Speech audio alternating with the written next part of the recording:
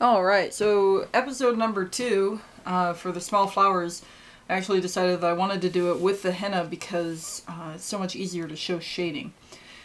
So I drew out some really sloppy, very quick 5-pointed stars, or 5-pointed flowers rather. I wanted to show you how, this is all basically the same flower. Some of them are prettier than others. I just whipped them out really quick, but I wanted to show you how different types of shading will give you very different looks for your flowers.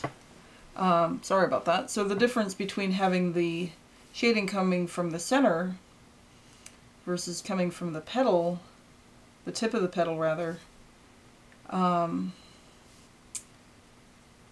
is pretty drastic. I mean, those are two completely different flowers, but they are the exact same flower, just with different shading.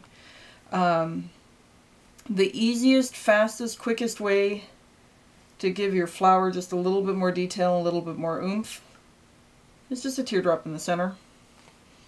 You can do elongated teardrops, like so. That's another really great, easy, fast, don't stick your hand in your henna. And to go even further, you can just give it a little dot. Let's see, what's something else that you can do. I like having the shade look like it's coming from one side versus the other, to kind of give it a rotation look. And shading is a lot easier on people than it is on paper. So yeah, so look at that. So those are wide open. There's 3 different types of shade. Here's 2 different fills. This one I just thought I could show, different ways of doing teardrop fills for this. I love the 3 points on this because you can put in 3 teardrops, you can put in 5 teardrops to give it a little bit more. You can do one down the center and then more curved lines like that, almost giving it sort of a, I don't know, like a fleur-de-lis kind of a feel. Obviously you can do a shade like that. This is looking like a totally disastrous flower here. Or I also like doing little dots as fill. And then you could kind of do like a little something off the tip like that. I don't recommend doing this type of fill if your leaf is also going to be that type of fill. This just creates too much of the same pattern, and it makes it really difficult to tell what is flower and what is leaf. And so really the thing that you do to fill your flower, I always fill my flowers last, because at that point, once I've done the flower, the basic shape is there. I want to know what I'm doing with the rest of the piece.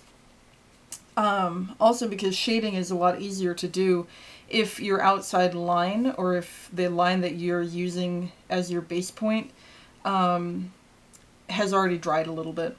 So I do my shading at the end. You can fill up an entire design. Look at this one right here that I did on myself. These are all the exact same flower, but what makes this design more interesting is that I have a bunch of different things going on with the spirals, although I really only have 3 things. I've got spirals, I have teardrops, and I've got these kind of fern leaves going on. That was an aberration. I don't know where that came from. But, the flowers are very simple, but they give a good little base point for you to work off of. Let's see, was there something else that I wanted to bring up? Oh, I wanted to show you just like a basic daisy. So this again was, your center is a circle with a little highlight, and the big long flowers, or big long petals rather, you stick a bunch of them on there.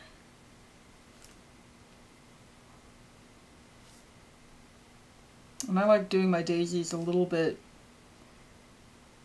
I don't know, caterwamper, so that not all of the petals are the same. I actually do this on purpose. Usually I don't like to have that much space in between them. And then from here, so I think that this just gives it a little bit more, you know, it's like it's being blown by the wind, or it's like, it's, I don't know. It has a lot more life to it. And then I just kind of toss in a few very faint lines from the center. And look at how that just builds that flower.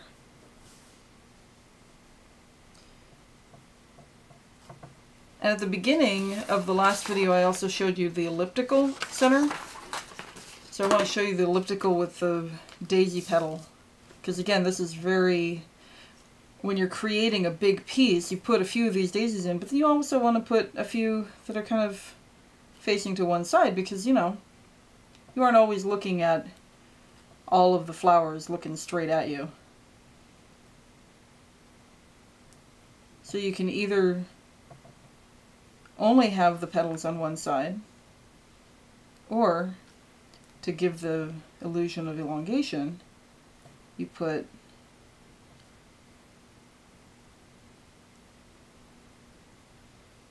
a few shorter petals on that side. And again, you can do whatever kind of shading you want. So yeah, I really want you to think when you are creating your flower, you know, using your points, or using your three different parts, what would this flower, let's see, with this center, that middle part, and that petal, what would that look like from the side? That way, when you're doing some viney, swirly bits, you can do, you know, you can do that flower, you can start that flower, and then you can put a viney, swirly bit in there. And then, what does that flower look like from the side?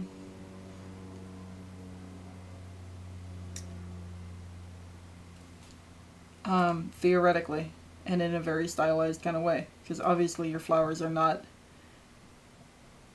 your real flowers in your garden are not coming out of a vine like this. At least most of them aren't.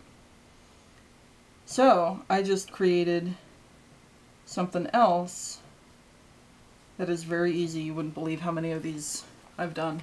And then just to embellish, to have a little fun with it, you can give it some fun, a little stamen coming out. You know, that is, you saw how I just whipped that out.